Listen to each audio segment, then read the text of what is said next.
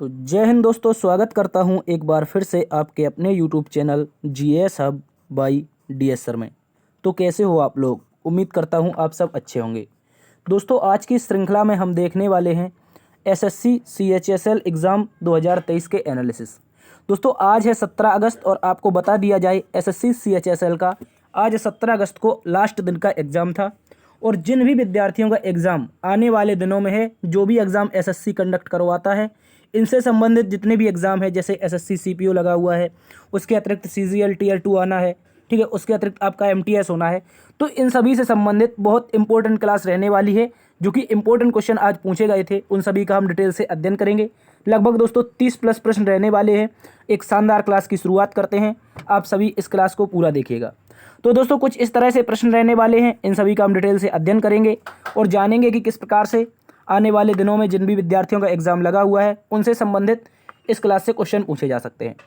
चलते हैं बिना किसी देरी के आज के पहले प्रश्न की तरफ। आप सभी का स्वागत है। आज का पहला प्रश्न दोस्तों आपसे कह रहा था, सत्रिया नृत्य किस राज्य से संबंधित है?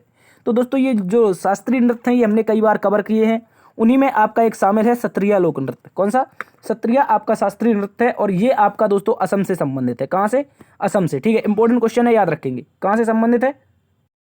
अगर दोस्तों बात कर लें सत्रिया की, तो याद रखेंगे सत्रिया की जो शुरुआत है श्रीमंत शंकरदेव के द्वारा की गई थी। एक संत थे असम के, उनका नाम था श्रीमंत शंकरदेव। इंपॉर्टेंट क्वेश्चन है, याद रखेंगे श्रीमंत शंकरदेव के द्वारा सत्रिया लोक नृत्य की शुरुआत की जाती है 15वीं शताब्दी में। कब की जाती है? तो 15वीं शताब्दी में। इंपॉर्टेंट क्वेश्चन है, याद रखेंगे। और जो असम के निवासी हैं, वो अपने पीछे लगभग क्या लगाते हैं दोस्तों? बहुत सारे लोग सेकिया कास्ट से आते हैं। तो यदि आपको क्वेश्चन पूछे, कोई नाम दे दे और उसके पीछे सेकिया लगा हो और पूछ ले, ये थोड़ी सी याद करने की ट्रिक है। यदि उसके पीछे नाम के पीछे सेकिया लगा हो और पूछ ले ये किस शास्त्रीय नृत्य से संबंधित है, तो दोस्तों आप बताएंगे वो आपका सत्रिया लोक नृत्य से संबंधित हो जाएगा। ठीक है। इसके अतिरिक्त अगर बात कर लें आंध्र प्रदेश की, तो आंध्र प्रदेश में दोस्तों आपका होता है कुचिपुड़ी। क्या होता है? याद रखेंगे, बहुत इंपॉर्टेंट क्वेश्चन है। कुचिपुड़ी आपका जो शास्त्रीय नृत्य है, आंध्र प्रदेश के कृष्णा जिले के कुचिपुड़ी नामक गांव में इसका उद्गम होता है और ये आंध्र प्रदेश राज्य से संबंधित है। अगर बात कर लें दोस्तों उत्तर प्रदेश की, तो उत्तर प्रदेश में लखनऊ घराना से शुरुआत होती है कथक शास्त्रीय नृत्य की। किसकी? कथक शास्त्रीय नृत्य की शुरुआत होती है दोस्तों। और जो लखनऊ घराना था, इसकी शुरुआत अवध के अंतिम नवाब वाजिद अली शाह के द्वारा की गई थी। ठीक है, इसको याद रखेंगे।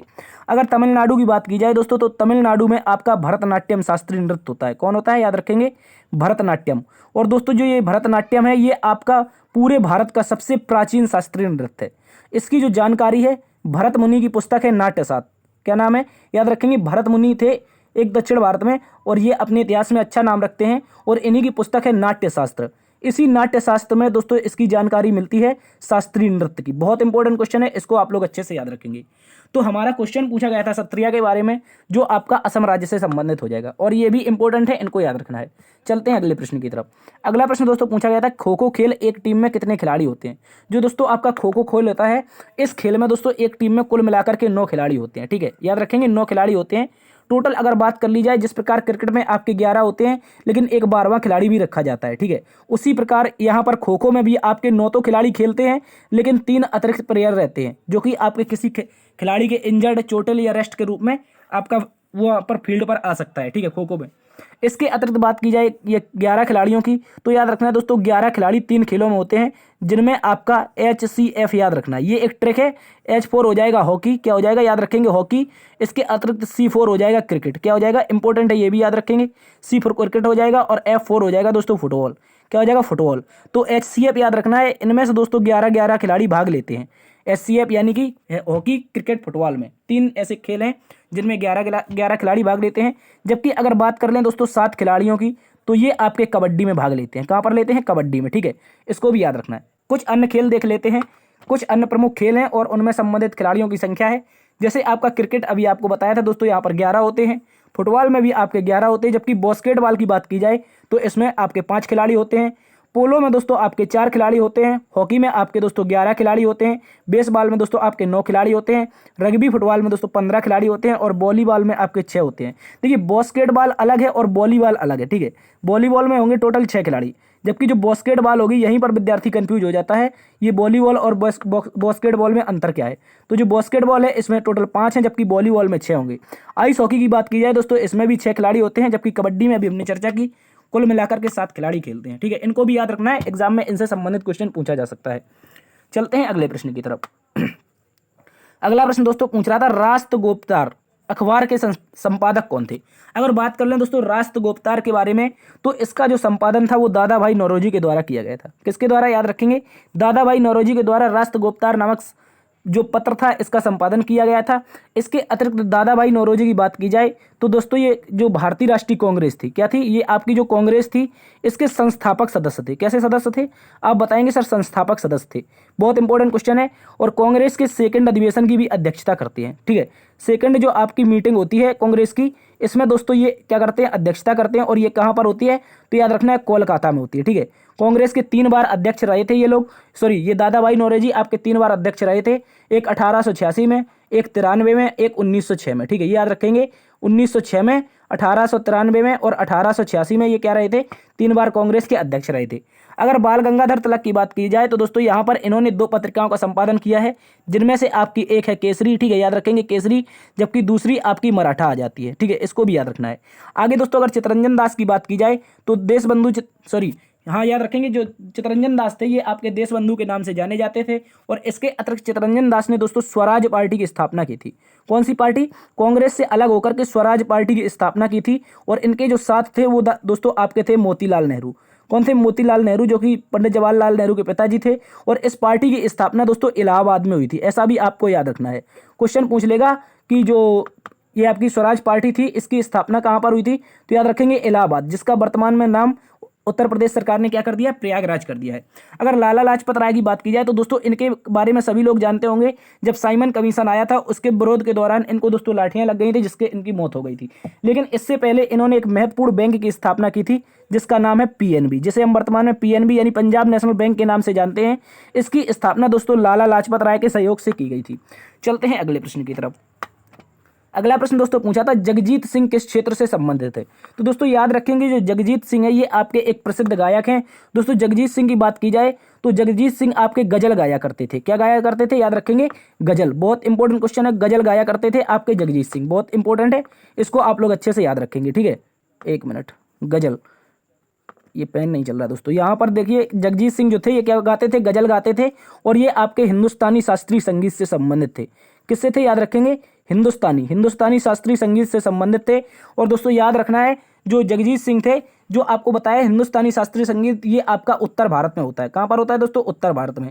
जबकि बात कर लें दक्षिण भारत की तो याद रखेंगे जो दक्षिण भारत है यहाँ पर आपका होता है कर्नाटक संगीत। कौन सा संगीत होता है दोस्तों, कर्नाटक संगीत।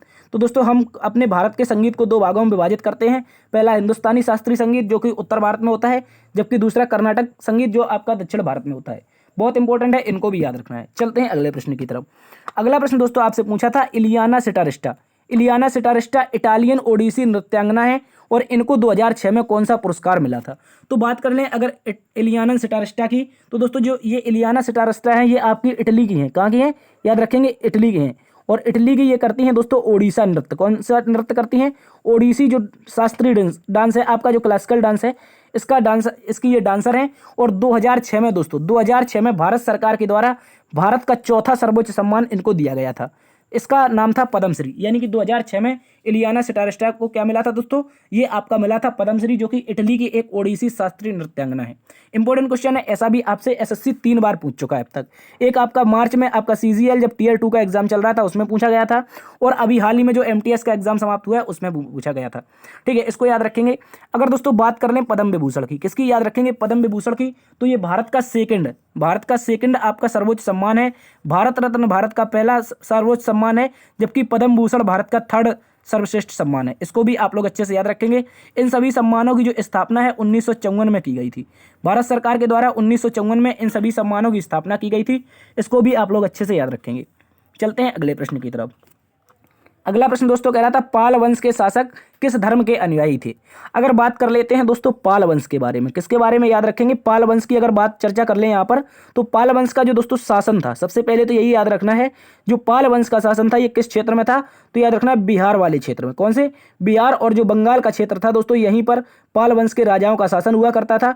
और इसकी जो स्थापना की थी, पाल वंश की जो स्थापना की थी, ये दोस्तों गोपाल के द्वारा की गई थी। किसके द्वारा की गई थी, याद रखेंगे, गोपाल के द्वारा की गई थी। बहुत इंपॉर्टेंट क्वेश्चन है, याद रखना है, ठीक है। इसके अतिरिक्त अगर बात कर लें पाल वंश के शासकों में जो शुरुआती शासक थे, जैसे गोपाल जो था ये दोस्तों हिंदू धर्म को मानता था। किसको मानता था, हिंदू धर्म को। लेकिन इसका उत्तराधिकारी आया धर्मपाल। कौन आया दोस्तों, धर्मपाल।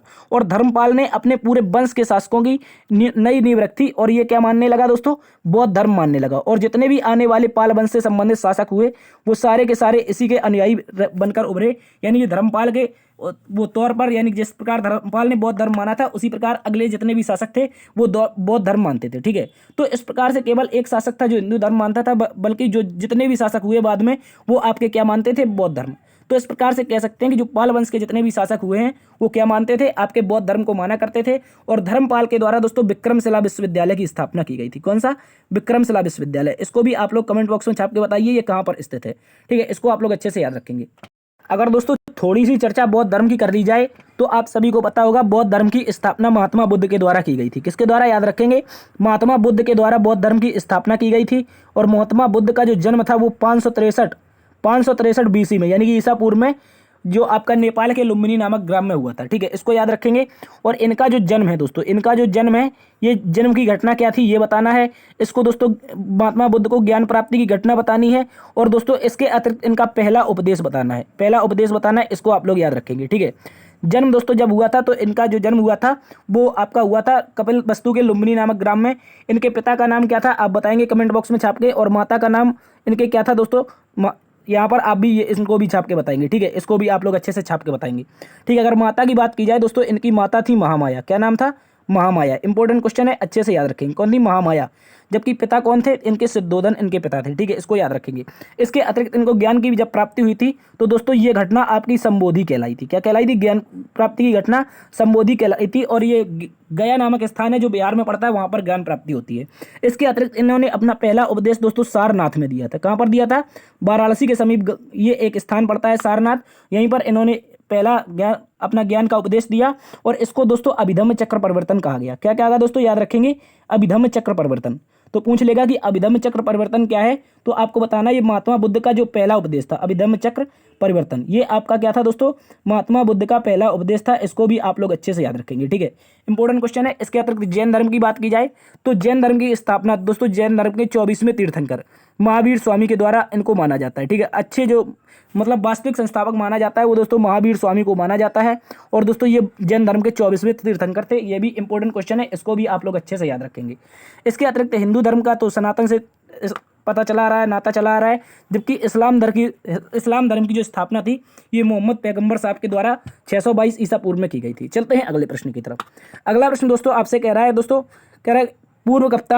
पूर्व कप्तान कपिल देव को पद्मश्री कब दिया गया था। अगर बात कर लें पूर्व कप्तान कपिल देव की दोस्तों, तो यहाँ पर इनको पद्मश्री मिला था। आपका कब मिला था, तो याद रखेंगे 1982 में, ठीक है। 1982 में भारतीय क्रिकेट टीम के पूर्व कप्तान कपिल देव को क्या दिया गया था, पद्मश्री दिया गया था।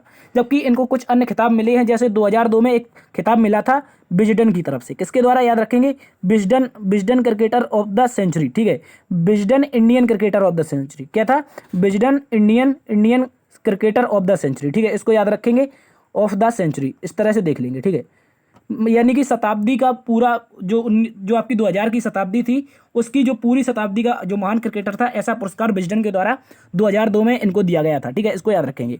1983 में दोस्तों इनको एक खिताब मिलता है जिसका नाम था Wisden cricketer of the year. क्या नाम था, Wisden cricketer of the year. इसको भी आप लोग अच्छे से याद रखेंगे, Wisden cricketer of the year, ठीक है। यहाँ पर क्या था, Wisden Indian cricketer of the century था, ठीक है। इसको याद रखेंगे। जबकि 1983 में Wisden cricketer of the year दिया गया था। और 1951 में भारत सरकार के द्वारा दोस्तों इन्हें दिया गया था पद्म विभूषण। क्या दिया गया था, ये भी याद रखेंगे। पद्म विभूषण प्राप्त करने वाले ये भी भारत के क्रिकेटर बन चुके हैं। और दोस्तों भारत का एकमात्र क्रिकेटर जिसे भारत रत्न मिला है, ये भी इंपॉर्टेंट क्वेश्चन है दोस्तों, जिसे भारत रत्न मिला है। और उस क्रिकेटर का दोस्तों नाम है सचिन तेंदुलकर। क्या नाम है, याद रखेंगे, सचिन तेंदुलकर इनका नाम है। इसको भी आप लोग अच्छे से याद रखेंगे। चलते हैं अगले प्रश्न की तरफ। अगला प्रश्न दोस्तों आपसे कह रहा है सार्क समूह में कुल कितने सदस्य स्थित हैं। तो सार्क की बात की जाए दोस्तों, इसका फुल फॉर्म होता है south Asian association for regional corporation, ठीक है। South Asian association for regional corporation इसका फुल फॉर्म होता है। और दोस्तों इसमें कुल 7 मेंबर स्थित हैं। कितने हैं, याद रखेंगे, 7 मेंबर। कुछ इस प्रकार से हमारा भारत देश है, इस प्रकार से हमारा भारत देश है। ठीक है, इसको थोड़ा मैप में बना लेते हैं एक बार से। ये अपना प्यारा भारत है, ठीक है, इसको आप लोग देखेंगे, इसी से आपको सारे के सारे मेंबर याद हो जाने हैं, ठीक है, इसी से आपको सारे के सारे मेंबर याद हो जाएंगे, ठीक है। कौन कौन से मेंबर हैं तो इनको भी आप लोग अच्छे से याद रखेंगे, जिनमें से बहुत इंपॉर्टेंट मेंबर यहाँ पर दिखाए गए, ठीक है। ये रहा आपका प्यारा भारत, ठीक है, ये रहा आपका प्यारा भारत। और यहाँ पर ये तो भारत तो आपका यहाँ का क्या है, यानी कि जो इंडिया है, ये जो अपना इंडिया है, ये इसका तो मेंबर है ही। इसके अतिरिक्त दोस्तों यहाँ पर आता है पाकिस्तान, ये मेंबर है। ऊपर इसके आता है अफगानिस्तान, ठीक है, क्या आता है, अफगानिस्तान, इसको भी देखना है। इसके अतिरिक्त नीचे दोस्तों यहाँ पर आता है मालदीव, क्या आता है, मालदीव, ठीक है, मालदीव आता है। इसके अतिरिक्त दोस्तों यहाँ पर आता है आपका श्रीलंका, क्या आता है, श्रीलंका, ये भी इसका मेंबर है। इसके अतिरिक्त यहाँ पर आता है आपका बांग्लादेश, क्या आता है, ये भी याद रखना है, बांग्लादेश, तो बांग्लादेश भी इसका क्या है, हिस्सा है। यहाँ पर दोस्तों आपका नेपाल आता है, नेपाल भी इसका हिस्सा है। और यहाँ पर आता है भूटान, तो ये भी इसका हिस्सा है, ठीक है। तो इस प्रकार से कुल मिलाकर के 7 मेंबर, एक इंडिया, दूसरा पाकिस्तान, तीसरा अफगानिस्तान, मालदीव चौथा और पांचवा श्रीलंका, ठीक है, छठवां ये और सातवां ये, ठीक है। यहाँ पर अफगानिस्तान शायद नहीं होगा, ठीक है, इसको आगे देखते हैं। यहाँ पर लिखा हुआ है, ठीक है, यहाँ पर लिखा हुआ है, यहाँ पर कितने देश हैं, भारत, पाकिस्तान, देखिए वहाँ पर अफगानिस्तान शामिल नहीं है, ठीक है, सार्क में अफगानिस्तान नहीं है, इसको याद रखेंगे। भारत, पाकिस्तान, बांग्लादेश, श्रीलंका, नेपाल, भूटान और मालदीव, ठीक है, इसको आप लोग अच्छे से याद रखेंगे। इसके अतिरिक्त दोस्तों याद रखना है, दक्षिण एशियाई सहयोग संगठन की स्थापना 8 दिसंबर 1985 में ढाका घोषणा पत्र के तहत हुई थी, ठीक है। ढाका घोषणा पत्र के तहत ये सार्क की स्थापना होती है, जिसे हम south Asian association for regional corporation कह सकते हैं। और दोस्तों इसका जो मुख्यालय है, इसका जो हेडक्वार्टर है दोस्तों, ये आपका काठमांडू में स्थित है, ये भी आप लोगों को अच्छे से याद रखना है। चलते हैं अगले प्रश्न की तरफ। अगला प्रश्न दोस्तों पूछा गया था, एशियाई junior weight lifting youth championship 2022 में भारत के लिए स्वर्ण पदक किसने जीता है। दोस्तों जो भारोत्तोलन की अभी हाल ही में यूथ चैंपियनशिप 2022 हुए है एशिया के लेवल पर, तो जूनियर में इसका खिताब जीता है दोस्तों देवव्रत भरली ने। किसने, देवव्रत भराली नामक एक खिलाड़ी हैं, इनके द्वारा क्या जीता गया है, गोल्ड जीता गया है।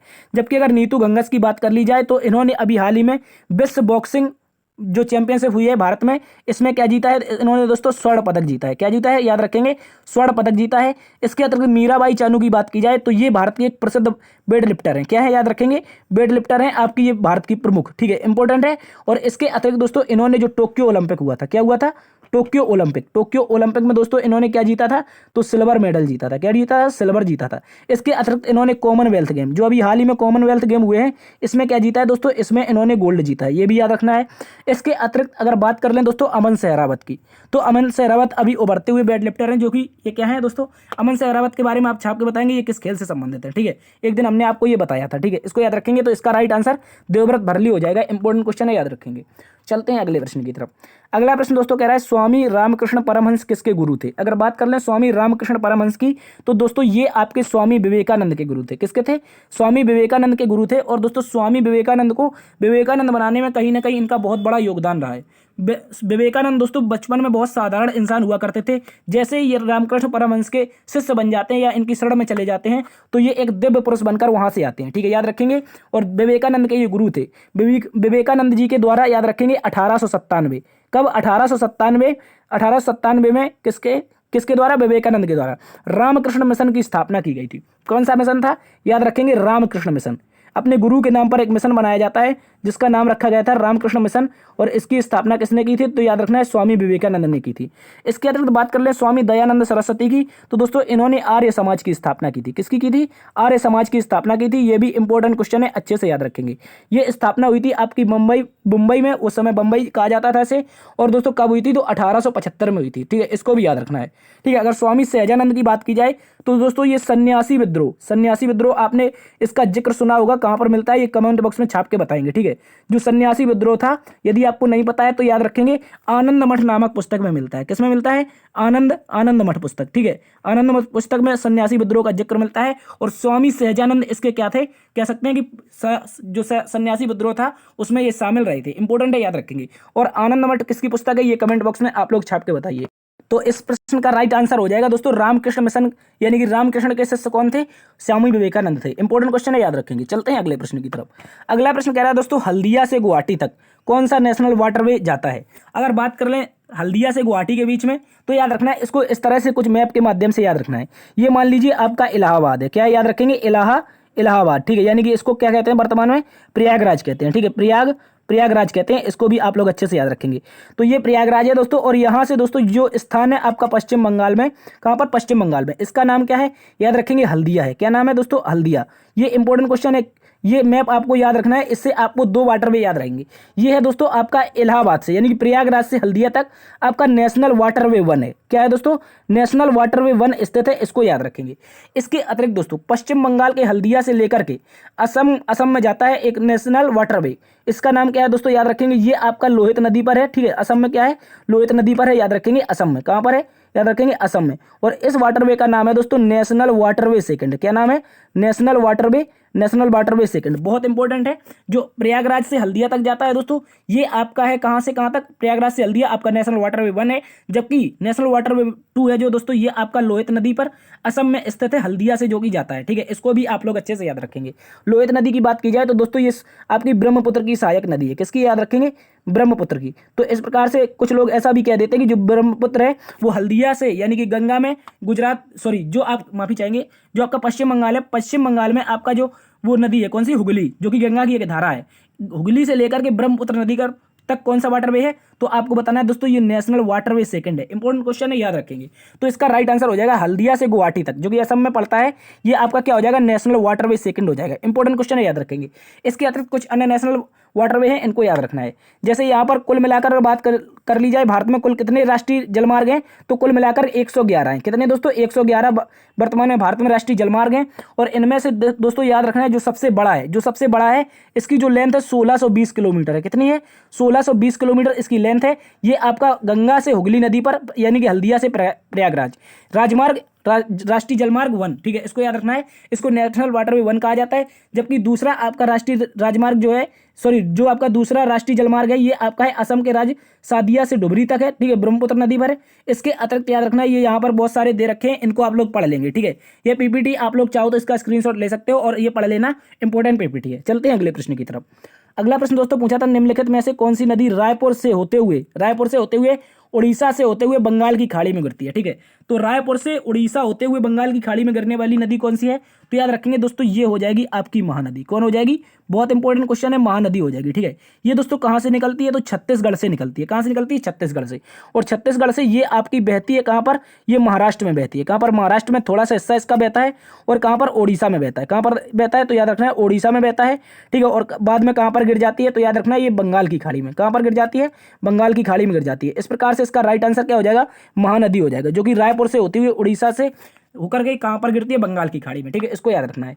इसके अतिरिक्त कृष्णा नदी की बात की जाए दोस्तों, इसकी जो उद्गम है, ये महाबलेश्वर पहाड़ी महाराष्ट्र से होता है। कहाँ से होता है, ये भी याद रखना है, महाराष्ट्र से होता है। जबकि गंगा नदी आपकी उत्तराखंड से निकलती है, ठीक है। कहाँ से, उत्तराखंड से। ये 2 धाराओं से मिलकर बनती है, अलकनंदा और भागीरथी, ठीक है। महानदी की चर्चा हम कर चुके हैं, इसका राइट आंसर महानदी है। जबकि नर्मदा की बात करी जाए तो दोस्तों ये अमरकंटक से, कहाँ से निकलती है, अमरकंटक से निकलती है, याद रखना है। इसको भी आप लोग अच्छे से याद रखेंगे, अमरकंटक से निकलती है। और ये मध्य प्रदेश के अतिरिक्त गुजरात होते हुए कहाँ पर जाती है दोस्तों, ये जाती है अरब सागर में। कहाँ पर जाती है, याद रखना है, अरब सागर में जाती है। बहुत इंपॉर्टेंट क्वेश्चन है, ऐसा भी आपको याद रखना है। चलते हैं दोस्तों अगले प्रश्न की तरफ। अगला प्रश्न ऑप्शन के अनुसार पूछा गया था कि भारतीय संविधान का अनुच्छेद 3 किससे संबंधित है। अगर बात की जाए भारतीय संविधान का अनुच्छेद 3, तो दोस्तों याद रखना है अनुच्छेद जो 3 है, देखिए यहाँ पर अनुच्छेद 2 भी है, 3 भी है, जो एक जैसे लगते हैं, लेकिन इन दोनों में अंतर है। क्या अंतर है, तो दोस्तों याद रखेंगे, जो अनुच्छेद 2 है, क्या, जो आपका आर्टिकल 2 है, क्या याद रखेंगे, आर्टिकल जो 2 है उसमें लिखा हुआ है कि नए राज्यों का प्रवेश या स्थापना का उपबंध किया जाएगा, ठीक है। याद रखेंगे, नए राज्यों का प्रवेश या स्थापना का उपबंध किया जाएगा, ये आर्टिकल 2 में लिखा है। जबकि आर्टिकल 3 में लिखा है, याद रखेंगे, आर्टिकल 3 में दोस्तों लिखा है, इसको याद रखना है, क्या लिखा है, तो नए राज्यों का निर्माण। यहाँ पर क्या है, प्रवेश या स्थापना, यहाँ पर क्या लिखा है, निर्माण या वर्तमान राज्यों की सीमा क्षेत्रों या सीमाओं के नामों पर परिवर्तन, ठीक है। कहने का मतलब ये है दोस्तों, जिस प्रकार से आपका आंध्र प्रदेश से, मान लीजिए ये आपका आंध्र प्रदेश था और इससे निकलकर क्या बना, तेलंगाना बना। क्या बना, तेलंगाना। तो इसका जो जिस आर्टिकल का प्रयोग हुआ है वो आपका आर्टिकल 3 है। क्या है, याद रखेंगे, ये आर्टिकल 3 है। जबकि जो आपका नया राज्य बनना है, जैसे जम्मू कश्मीर को अभी क्या कर दिया, एक यूटी से क्या कर दिया दोस्तों, याद रखेंगे, सॉरी, एक राज्य से क्या कर दिया, केंद्र शासित प्रदेश कर दिया। तो वो किस अनुच्छेद के तहत किया गया है, वहां पर नए राज्यों का प्रवेश या स्थापना के तहत। जबकि आर्टिकल 3 में जैसे आपका आंध्र प्रदेश प्रदेश था, आंध्र प्रदेश का कुछ हिस्सा निकाला और नया राज्य तेलंगाना बना दिया। तो यहाँ पर कह रहा है नए राज्यों का निर्माण या वर्तमान राज्यों की सीमा क्षेत्रों या सीमा या नामों में परिवर्तन, तो ये 3 में लिखा है। जबकि जो भारत के राज्य और केंद्र शासित प्रदेश हैं इसका वर्णन आर्टिकल 1 में मिलता है। कहाँ पर मिलता है? आर्टिकल 1 में, ये भी याद रखना है। और दोस्तों नागरिकों को न्याय, स्वतंत्रता और समानता, बंधुत्व को सुरक्षित करने का जो संकल्प है ये दोस्तों आपका अनुच्छेद 4 में मिलता है। कहाँ पर मिलता है? आर्टिकल 4 में, ठीक है। ये भी इंपॉर्टेंट क्वेश्चन है, याद रखेंगे। देखिए जो आर्टिकल 2 है ये आप ये लोग याद रखेंगे। जैसे सिक्किम आपका किसी स्वतंत्र राष्ट्र हुआ करता था, सिक्किम पहले स्वतंत्र राष्ट्र हुआ करता था, लेकिन 36वें संविधान संशोधन, 35वां संविधान संशोधन और 36वां संविधान संशोधन, इन दोनों के तहत सिक्किम को क्या कर दिया? भारत में शामिल कर लिया, ठीक है। तो इसको भी याद रखेंगे, ये नए राज्यों की स्थापना था या फिर इसका प्रवेश। जैसे सिक्किम पहले स्वतंत्र था और भारत में प्रवेश कर गया तो आर्टिकल 2 के तहत, ठीक है। जबकि आंध्र प्रदेश से तेलंगाना बना आपका आर्टिकल 3 के तहत। इंपॉर्टेंट क्वेश्चन है, इसको याद रखेंगे। चलते हैं दोस्तों अगले प्रश्न की तरफ। अगला प्रश्न कह रहा है दोस्तों अकबर के शासनकाल में मल्हार कौन कहता था? अगर बात कर लें मल्हार के बारे में तो ये एक प्रकार से क्या होता है? राग होता है। क्या होता है? राग। और किसका राग होता है? तो याद रखेंगे सिंगिंग का राग होता है। किसका होता है? गायन का, ठीक है। बहुत इंपॉर्टेंट क्वेश्चन है, याद रखेंगे। जो मल्हार होता है ये एक प्रकार का राग होता है और किस में काम आता है? गायन में काम आता है। तो दोस्तों अकबर के शासनकाल में गायन कौन करता था या दोस्तों उनका राष्ट्रीय संगीतकार कौन था? तो याद रखेंगे तानसेन था। कौन था दोस्तों? तानसेन था। और इसके बचपन का नाम था रामतनु। क्या नाम था? याद रखेंगे। जो आपका तानसेन था इसके बचपन का नाम रामतनु था और ये ग्वालियर से संबंधित था। कहां से था? ये भी याद रखना है, ग्वालियर मध्य प्रदेश से संबंधित था। और तानसेन क्या गाता था? राग गाता था। कहां पर? अकबर के शासनकाल में। और इसकी राग से संबंधित 2 रचनाएं भी हैं। एक राग मियां मल्हार है, ठीक है, याद रखेंगे। एक मियां मल्हार तब जबकि दूसरी राग मल्हार, ठीक है। ये दोनों के दोनों मल्हार हैं, ये आपके संबंधित है तानसेन से। इंपॉर्टेंट है, याद रखेंगे। और ये फैजी मुल्ला अब्दुल फजल और मुल्ला दो प्याजा, ये दोनों के दोनों दोस्तों क्या हैं? अबुल फजल और मुल्ला दो प्याजा और फैजी, ये दोस्तों ये भी अकबर के शासनकाल के 9 रत्न हैं। दोस्तों अकबर के शासनकाल में 9 रत्न हुआ करते थे, ठीक है, याद रखेंगे। 9 ऐसे व्यक्ति जो अकबर के खास हुआ करते थे। उन्हीं में से आपके तानसेन आते थे जो कि ग्वालियर से संबंधित थे। एक दोस्तों आते थे महेश दास। क्या नाम था? महेश दास। और महेश दास का दोस्तों असली नाम था, देखिए ये इनका असली नाम था, जबकि अकबर के शासनकाल में इन्हें बीरबल कहा जाता था। क्या कहा जाता था? बीरबल। ये भी इंपॉर्टेंट है, याद रखेंगे। चलते हैं अगले प्रश्न की तरफ। अगला प्रश्न कह रहा है दोस्तों सावज किस खेल का शुभंकर था? अगर बात कर लें सावज की तो दोस्तों ये आपका 36वें राष्ट्रीय खेल जिसका हाल ही में संपन्न हुआ है, 2022 में आयोजन हो चुका है। ये कहाँ पर हुए थे दोस्तों? गुजरात में हुए थे। और इसका जो शुभंकर था, इसका जो दोस्तों शुभंकर था, ये आपका क्या था? याद रखेंगे सावज था। इंपॉर्टेंट क्वेश्चन है, याद रखना है, ठीक है। थर्ड, अगर खेलो इंडिया यूनिवर्सिटी गेम्स की बात की जाए तो दोस्तों ये आपके उत्तर प्रदेश में हुए। कहाँ पर हुए? उत्तर प्रदेश में हुए, ये भी याद रखना है। खेलो इंडिया यूथ गेम्स की बात की जाए तो अभी इसका 5वां संस्करण कहाँ पर हुआ है? तो आप कहेंगे सर ये हुआ है एमपी में। कहाँ पर हुआ है? एमपी में। ये भी इंपॉर्टेंट है, अच्छे से याद रखेंगे।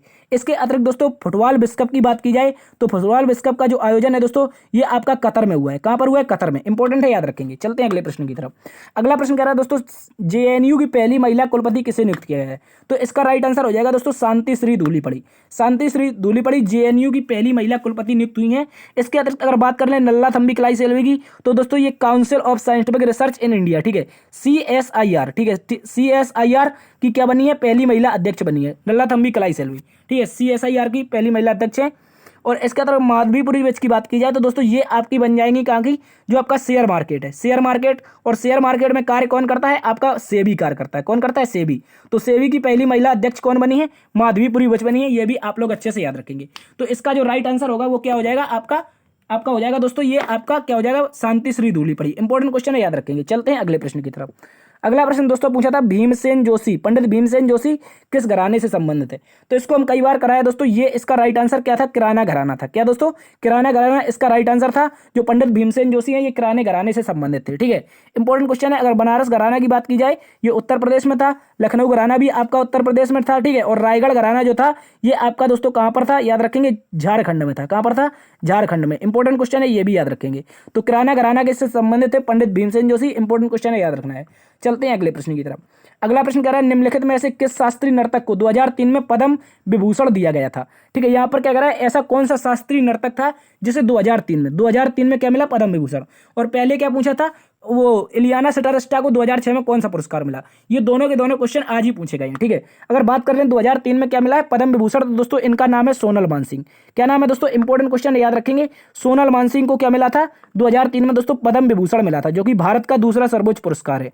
और ये दोस्तों आपकी संबंधित है ओडिसी से। किससे? ओडिसी से। इसके अतिरिक्त ये भरतनाट्यम, ये दोनों के दोनों क्या हैं? ये दोनों के दोनों क्या करती हैं दोस्तों? एक मिनट, यहाँ पर क्या करती हैं? ये दोनों के दोनों करती हैं भरतनाट्यम, ठीक है, ये दोनों के दोनों शास्त्रीय नृत्य करती हैं सोनल मानसिंह।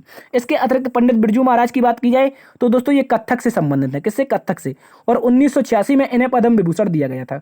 कब दिया गया था? 1986 में पद्म विभूषण दिया गया था, ये भी आपको याद रखना है। इसके अतिरिक्त मृणालिनी साराभाई की बात की जाए, मृणालिनी साराभाई ये दोस्तों आपकी हो जाएंगी भरतनाट्यम से। किससे हो जाएंगी? भरतनाट्यम से। ये भी आप लोगों को अच्छे से याद रखना है। इसके अतिरिक्त करती हैं ये कुचिपुड़ी। क्या करती हैं? कुचिपुड़ी। ये भी आपको याद रखना है। अगर के अम्मा की बात की जाए तो इनका नाम है कलामंडलम कल्याणी कुट्टी अम्मा। बहुत बड़ा नाम है, इनको शॉर्ट में के अम्मा कहते हैं। और ये भी दोस्तों आपकी भरतनाट्यम से संबंधित है, ठीक है। किससे हैं? एक मिनट, ये इनका कंफर्म नहीं है, इसको आप लोग कमेंट बॉक्स में छाप के बताएंगे। जो आपकी के अम्मा है, जो आपकी के अम्मा है, ये किससे संबंधित है, ये आपको छाप के बताना है, इंपॉर्टेंट है, ठीक है। ये शायद मोहिनीअट्टम या फिर भरतनाट्यम, इनमें से 2 ऑप्शन है आपके पास, आप लोग कमेंट बॉक्स में छाप के बताएंगे। चलते हैं अगले प्रश्न की तरफ।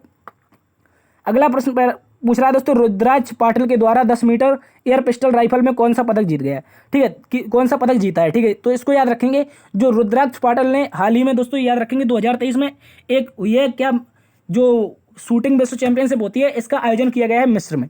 कहाँ पर किया गया है? मिस्र में। और दोस्तों ये एक मिनट, मिस्र में किया गया है। और यही मिस्र में दोस्तों कायरा में इन्होंने क्या जीता है? स्वर्ण पदक जीता है 10 मीटर एयर राइफल में। 10 मीटर एयर राइफल में रुद्राक्ष बाला साहेब पाटिल, इनका पूरा नाम है रुद्राक्ष बाला साहेब पाटिल के द्वारा 10 मीटर एयर राइफल में स्वर्ण पदक जीता गया था। मिस्र में कायरा में हुई, क्या हुई है? एक प्रतियोगिता हुई है जिसे विश्व निशानेबाजी चैंपियनशिप कहा जाता है। चलते हैं अगले प्रश्न की तरफ।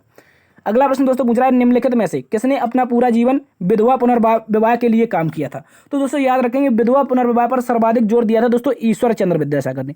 किसने दिया था? ईश्वर चंद्र विद्यासागर। बहुत इंपॉर्टेंट क्वेश्चन है, याद रखेंगे। 1856 में इनके प्रयासों से ही बंगाल में पहली बार विधवा विवाह भी हुआ था, ठीक है। तो ईश्वर चंद्र विद्यासागर ऐसे व्यक्ति थे जिन्होंने क्या किया था? विधवा विवाह पर क्या किया था? पूरा जोर दिया था। अपने पूरे जीवन को लगभग इन्होंने इसी में लगा दिया था। जबकि जो राजा राम मोहन राय थे, इन्होंने किसका विरोध किया था? तो दोस्तों इन्होंने किया था सती प्रथा का विरोध। किसका विरोध? सती प्रथा का विरोध किया था राजा राम मोहन राय ने, ठीक है। और जबकि विधवा पुनर्विवाह, देखिए पहले महिलाएं जो सती हो जाती, जो जिसके भी पति मर जाते थे उनको सती कर दिया जाता था, ठीक है। लेकिन जब सती प्रथा बंद हो गई तो एक बहुत बड़ी समस्या आ गई कि जो महिलाएं थी उनकी शादी हो जाती थी, किसी की नई उम्र में ही वो विधवा हो जाती थी। तो उनके लिए जो काम किया है वो ईश्वर चंद्र विद्यासागर ने, जबकि सती प्रथा पर रोक के लिए राजा राम मोहन राय ने, ठीक है। इसको भी आप लोग अच्छे से याद रखेंगे। चलते हैं अगले प्रश्न की तरफ। जबकि बात करें यहाँ पर केशव चंद्र सेन की, तो ये बाल विवाह, ठीक है, याद रखेंगे, बाल विवाह का विरोधी था। किसका था? बाल विवाह का विरोधी। लेकिन दोस्तों इसके साथ एक इंटरेस्टिंग कहानी जुड़ी हुई है।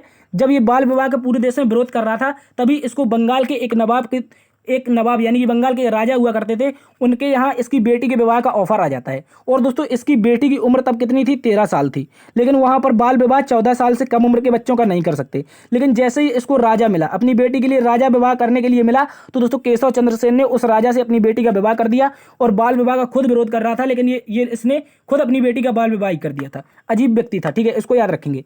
तो इसका राइट आंसर क्या हो जाएगा? पूरा जीवन किसने बिताया था विधवा विवाह के लिए? ईश्वर चंद्र विद्यासागर। चलते हैं अगले प्रश्न की तरफ। अगला प्रश्न कह रहा है दोस्तों, विजयनगर साम्राज्य के शासक कृष्णदेव राय किस वंश से संबंधित थे? तो अगर कृष्णदेव राय की बात की जाए दोस्तों, ये तुलुव वंश से संबंधित है। किससे? तुलुव वंश से। बहुत इंपॉर्टेंट क्वेश्चन है, याद रखेंगे। अगर विजयनगर साम्राज्य की बात की जाए तो 1336 में इसकी स्थापना होती है। और इस समय कौन सा वंश बना था? हरिहर बुक्का के पिता का नाम था संगम, और संगम वंश की स्थापना हरिहर बुक्का ने की थी, ठीक है, याद रखेंगे। अगर बात कर लें तुलुव वंश की, तो इसकी स्थापना दोस्तों 1505 में। कब हुई थी? 1505 में हुई थी। और ये कब से कब तक चला था? तो 1500 लगभग 30 के आसपास तक चला था, ठीक है, यहाँ पर क्लियर नहीं है, 1505 में लेकिन इसकी स्थापना हुई थी। और इसी वंश से संबंधित थे आपके कृष्णदेव राय और तेनाली रामा, ठीक है। अगर अराविदु वंश की बात की जाए तो दोस्तों ये विजयनगर का अंतिम वंश था। कहाँ का? विजयनगर का जो अंतिम वंश था, विजयनगर साम्राज्य का अंतिम वंश कौन था? अराविदु वंश था। जबकि सुलभ वंश जो था ये विजयनगर साम्राज्य का सेकंड वंश था, ठीक है। इसने लगभग 20 वर्षों तक शासन किया था और इसकी स्थापना 1485 में की गई थी, ठीक है, इसको भी याद रखेंगे। इंपॉर्टेंट क्वेश्चन है, इसको आप लोगों को अच्छे से याद रखना है। तो इसका राइट आंसर हो जाएगा तुलुव वंश, ठीक है, इसको याद रखना है। चलते हैं अगले प्रश्न की तरफ। अगला प्रश्न कह रहा है दोस्तों, निम्नलिखित में से कौन सी जल चक्र से संबंधित प्रक्रिया नहीं है? तो दोस्तों जल चक्र की बात की जाए तो इसका राइट आंसर हो जाएगा जल योजन, ठीक है। जल योजन कोई आपकी जल चक्र से संबंधित प्रक्रिया नहीं है, जबकि जो संघनन है ये संबंधित है, अवक्षेपण संबंधित है और बाष्पोत्सर्जन संबंधित है। इंपॉर्टेंट क्वेश्चन है, याद रखेंगे। चलते हैं अगले प्रश्न की तरफ। अगला प्रश्न कह रहा है दोस्तों, मौलिक अधिकारों का सर्वोच्च रक्षक कौन होता है? तो दोस्तों यहाँ पर बहुत सारे विद्यार्थी गलती कर देते हैं और वो क्या लगा देते हैं? राष्ट्रपति। लेकिन ये आपको नहीं लगाना है, ठीक है। जब बात आएगी मौलिक अधिकारों की तो सबसे पहले सुप्रीम कोर्ट हमारे मौलिक अधिकारों की रक्षा करता है और अनुच्छेद 32 का प्रयोग करके। किसका? जो आर्टिकल आपका 32 है, इसका प्रयोग करते हुए आपका जो सुप्रीम कोर्ट है ये 5 प्रकार की रिट जारी करता है। क्या करता है? 5 प्रकार की रिट जारी करता है और इसी के तहत आपका मौलिक अधिकारों का क्या होता है? रक्षण होता है सुप्रीम कोर्ट के द्वारा। ठीक है, इसको याद रखेंगे। चलते हैं अगले प्रश्न की तरफ। तो ये थी साथी आज की क्लास। उम्मीद करता हूँ आज की क्लास और एनालिसिस आपको पसंद आई होगी। यदि दोस्तों ये क्लास पसंद आई है तो एक बार से सेशन को लाइक जरूर करिए, दोस्तों में सेशन को शेयर करिए। यदि चैनल पर नए हैं तो इसको सब्सक्राइब जरूर कर लेना। इससे क्या होगा दोस्तों, जब भी आपके लिए एनालिसिस या एग्जाम से रिलेटेड बहुत इंपॉर्टेंट क्लास आएगी तो उसका आपके पास नोटिफिकेशन सबसे पहले पहुंच जाएगा। ठीक है, तो इसको सब्सक्राइब जरूर करिए। देखते रहिए GS hub by DS sir. बड़ों का सम्मान करना, छोटों को प्यार देना। तब तक के लिए अपना भी ख्याल रखना। मिलते हैं कल एक नई क्लास में नई ऊर्जा के साथ। तब तक के लिए जय हिंद।